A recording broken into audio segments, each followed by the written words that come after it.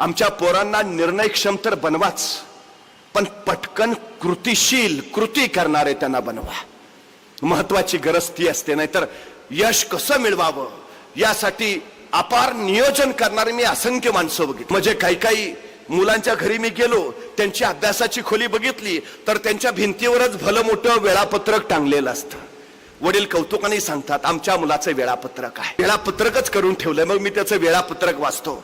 अप्रतिम वेळापत्रक, नियोजन अफलातून, नियोजन उत्तम केलं, अंमलबजावणी. काल रात्री मित्राबरोबर पिक्चरला गेल्यामुळं पहाटे 6ला उठायचं होतं, ते डायरेक्ट 8:30लाच उठलो.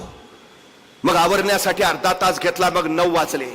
9 वाजता माझा भूगोलाचा अभ्यास करण्याचा वेळ होता, पण माझं भूगोलाचं पुस्तक मित्रांना नेल्यामुळं माझ्याकडे अभ्यासाला पुस्तक नव्हतं. मग वेळापत्रकानुसारच अभ्यास करणं बंधनकारक असल्यामुळं त्या विषयाच्या जागी दुसऱ्या विषयाचा अभ्यास करून चालणार नव्हतं.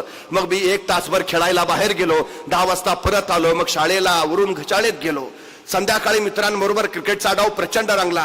1 तासभरच खेळायचं होतं, पण नंतर मित्रांच्या आग्रहामुळे 2 तास खेळलो. त्यामुळे घरी यायलाच मला 7:30 वाजले. मग आई पण म्हटली की गरम गरम पुऱ्या केल्यात, पटकन खाऊन घे. मग 9:30 वाजता जेवणाचं टाइम मी 8:30लाच जेवून घेतलं. खरं तर संध्याकाळी मला इंग्रजीचा अभ्यास करायचा होता, पण आता